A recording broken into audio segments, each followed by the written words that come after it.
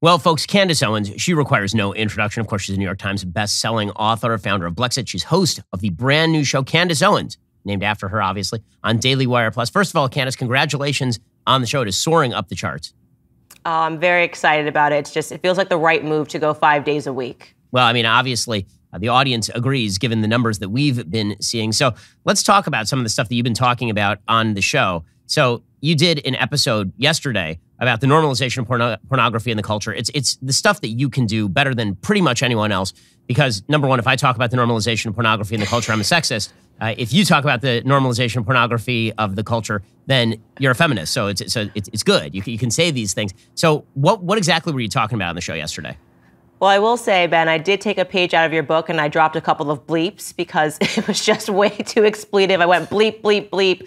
But I was just sort of talking about where we're headed towards. And it was a conversation that I was having with my husband about pornography. My husband completely abstains from social media. And if you ask him, he just casually says, because it's all pornography. And he's talking about Instagram, he's talking about Facebook, he's talking about opening up a page and looking at the Daily Mail. But we've become so desensitized to it. So when I'm on Instagram, I don't even pay attention to the fact that actually, yeah, no, there's just nothing but butts and people's tits on the internet at all times. But we've become increasingly as a culture saying that this is okay. And so I wanted to have that discussion about pornography. I was listening to a Catholic podcast, and they were talking about how even the seeds that are being planted on porn websites, which I did visit yesterday, are all incestuous. And of course, it brought me to the conversation about Kim Kardashian, who has been in the news recently for something which is so abhorrent, if true, and it looks like it is true, that she actually orchestrated her own sex tape. Her mother sat there and watched the sex tapes, and it was a complete PR move. And they released the tape that they thought was the best out of 3 that they had her shoot, according to the man in the film, Ray J.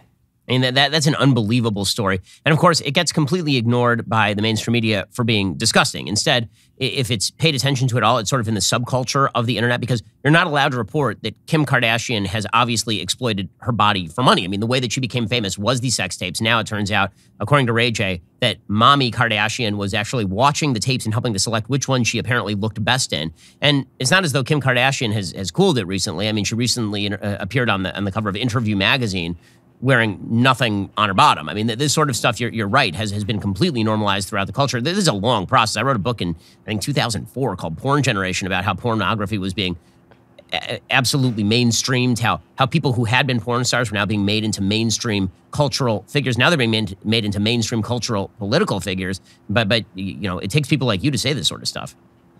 Right. I think it's really important. And what I always want to do with my show is further those cultural conversations, because I think in the past, conservatives have sort of looked at culture and said, well, it's not important. Let's have a more intellectual discussion. But as you know, your late mentor, Andrew Breitbart, said politics is downstream from culture. So a lot of times we're looking around and we're saying, how are we even having this debate about whether or not, you know, children have the autonomy over their bodies, and whether or not, which we are literally having a debate about right now, you know, pedophilia is okay, right? People are saying, oh, well, children can pick their gender, children can be sexual beings. Well, these conversations are happening because of what's going on in the culture. And so it's important that we attack that and that we call it wrong, and that we call it, in the case of Kim Kardashian, satanic. Because I just became a mother to a daughter. You have daughters. I mean, could you even imagine the concept of selling, quite literally selling your daughter's body for fame, when they were already a wealthy family? They had everything that they ever needed to be happy and to be successful, and yet it wasn't enough because fame was too tempting. I mean, it's really sickening stuff. The mainstreaming of pornography really is an amazing story, because the fact is that back in the 70s, the feminist movement said pornography is exploitative, because it obviously is. It is pandering to the worst in men. It is pandering to male desires. It is causing women to have to exploit their bodies in order to get attention. This is all bad. And then the feminist movement shifted in the 80s and 90s, and suddenly pornography became empowering. In fact, you'll have, you know, Hillary Clinton going around the country and doing TV series on gutsy women. And the people that she's interviewing very often are people who are exploiting their bodies, obviously, for fame and fortune. It's an amazing, amazing shift. And meanwhile, you have an entire, I would say it was subpopulation, but I would imagine now it's probably approaching a majority of the male population of the United States that, if not addicted to pornography, uses pornography regularly. And has this, you know, made men stronger? Has this made marriages stronger? And then we look around and the media are decrying toxic masculinity. It's like, well, you guys really created the forces that unleashed a lot of this. Right, and it's funny, you ask those questions and they're very important to answer. Has it made men stronger? Has it made families stronger? Well, that was the point, right? The feminist movement has nothing to do with women. It has nothing to do with trying to help women at all. They just like to still use the word feminism so that you can't attack it, right? Or else you're a sexist and you hate women.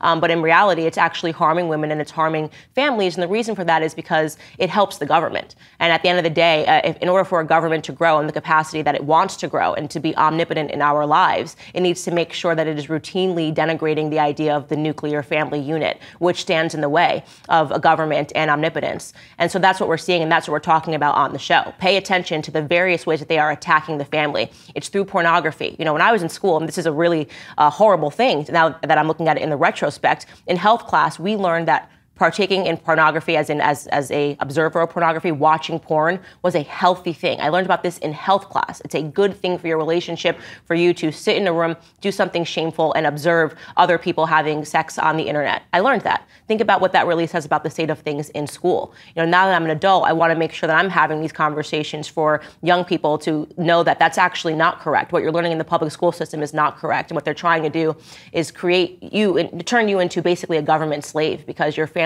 will be ruined and you will have nothing, in my opinion. You'll look around and you'll say, my life has nothing of real substance and of real value. And it's because I believed these far left ideologies. We'll get to more with Candace in just 1 second. First, let's talk about the t-shirts that you wear. So when I go out, I only wear Cuts. Cuts makes the best t-shirts on the planet. Cuts Clothing. They've spent years perfecting men's t-shirts, taking look good, feel good to a whole new level. Right out of college, Cuts founder and CEO Stephen Borelli got a job at an agency with a casual dress code. And in his first week, he was told his shirt was too athleisure-y. He searched all over for presentable and stylish tee. He couldn't find any that fit the bill, so he decided to solve the problem himself. He designed a premium t-shirt that could be worn anywhere on or off the clock. Again, I wear t-shirts into the office. I wear t-shirts when I'm on All Access. I wear t-shirts pretty much every day, and they are all Cuts Clothing because they really are good. Cuts truly has the best t-shirts in the game. They offer tons of great colors and styles, crew necks, Henleys, long sleeves, something for anyone. Their shirts are made to last, unlike some of the other overpriced fast fashion brands you wear for a season, and then you have to throw it in the donation bin. You can wear a Cuts Clothing t-shirt for almost ever. I mean, I've been wearing mine for years. Cuts is on fire right now. GQ labeled them the only shirt worth wearing. That is accurate. Trust me, the moment you try one of these shirts, you will get it. The fit, the quality, there's nothing better. See for yourself why Cuts is one of the fastest growing men's brands with over 1 million shirts sold. Get 15% off your first order by going to cutsclothing.com/Shapiro. That's CUTSclothing.com/Shapiro.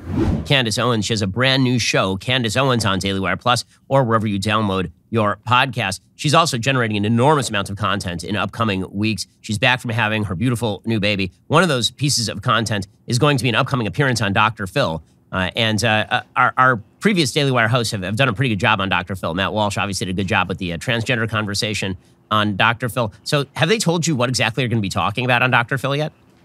Oh, I shot it actually just yesterday. Oh, okay, how did that go? So it was...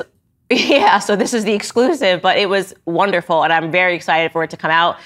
It was just my perfect environment. I was sitting across from two doctors, doctors in the liberal arts. You held a PhD in something that is completely meaningless. And of course, they were holding the position that racism against white people is not actually racism. And of course, they were white. And I was holding the position that water is wet.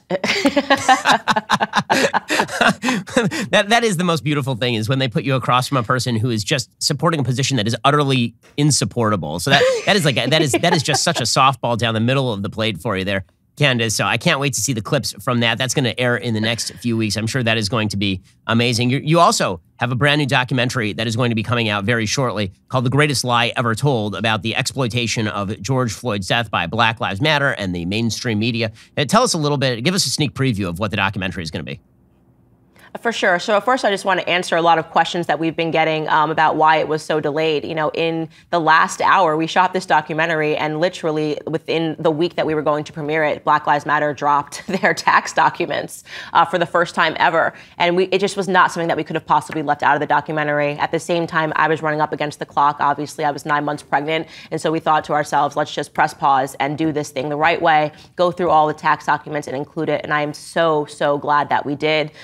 We went down this road, and it was, my project. I came to the Daily Wire and said, I really want to do this because I was castigated for being really kind of the first Black voice that spoke up against the narrative that George Floyd was some hero. It just wasn't allowed. You had to kind of be more level-headed and say, oh, well, this shouldn't have happened. And from the very get-go, because I, grew up in a family that has criminals, that has addicts, I thought that the story should have been about addiction and that we shouldn't have seen this sort of sanctification of George Floyd. And because I was so attacked by A-listers, Dave Chappelle notoriously got onto a platform and denigrated me in a really despicable manner. And everybody just said, oh, this girl is so horrible. I really made it my mission to not just say the truth, but to continue to say the truth and to really unlock the answer to the question. What happened to the $90 million that Black Lives Matter organization made on the back of the George Floyd riots? We decided to find out, and it is going to astonish people. It astonished me. It astonished the production team. It's just not where I thought this documentary was going to end. And I stand by all of my assessments, and I hope that when people walk away, they realize that it's okay to be a voice for truth, even in times of tremendous deceit. Well, the documentary is fantastic. I've seen some of the pre-released footage. It really is going to be amazing, and it's going to blow up the world, as most of the stuff that Candace does actually. Also, you recently had a conversation with Perez Hilton and Scott Nugent, which is an interesting combo about the use of puberty blockers in kids. How did that come out? I understand how you ended up talking with Scott Nugent. Perez Hilton is a bit of a different story. So how did that happen? Well, it really happened because Brittany Aldean, who's an entrepreneur and the wife of Jason Aldean, who's a country music star, said something that, made perfect sense, which was just that she was glad that when she was a child and went through a tomboy phase, I also went through a tomboy phase. Thank goodness it was in the 90s. Her parents didn't decide to change her gender. They just said, okay, my little girl is going through a tomboy phase. And of course, she was attacked by far lefties that are lesser known in the country music world, Maren Morris and Cassidy Pope. And Perez Hilton sort of attacked me on Twitter for defending Brittany Aldean. And, I don't want this to be theatrical. I don't want to get into a Twitter beef. If you actually believe your positions, which Perez Hilton does, and he said, oh, well, puberty blockers are reversible. I said, why don't you come on the show? Let's actually host a conversation with somebody who identifies as a trans man and has taken so much medicine that has been prescribed to help Scott's transition, and hear what he has to say. And that's exactly what Perez did. He came, and it was a great conversation. I tried to just remain mute throughout it and really be a host. And I think that both parties walked away. Well, at least Perez walked away and he learned a lot. And I would really advise any person who is sincere in their belief that the trans debate is just an opinion or it's to help your children because they're going through an identity crisis, that they really watch this discussion, because I could not stand more adamantly opposed to everything that the transgender movement is attempting to do when it comes to our children. Well, that's Candace Owens. Go check out her brand new show on Daily Wire Plus. Candace Owens is now airing 5 times a week. So if you wanted more Candace, you can get it right now. Again, that's Candace Owens' show, titled her name. And that show is every day a week. And she's going to do long form, sit down interviews with a special guest once a month. It's going to be great stuff. Candace, again, congrats on the show. Congrats on the baby. And I can't wait to see what you do next. Thank you so much. We'll see you soon. I know what you're thinking. It's time to binge some more Ben Shapiro videos. Well, you are right. You should. But first, like and subscribe. Perfect. I'll see you in the next video.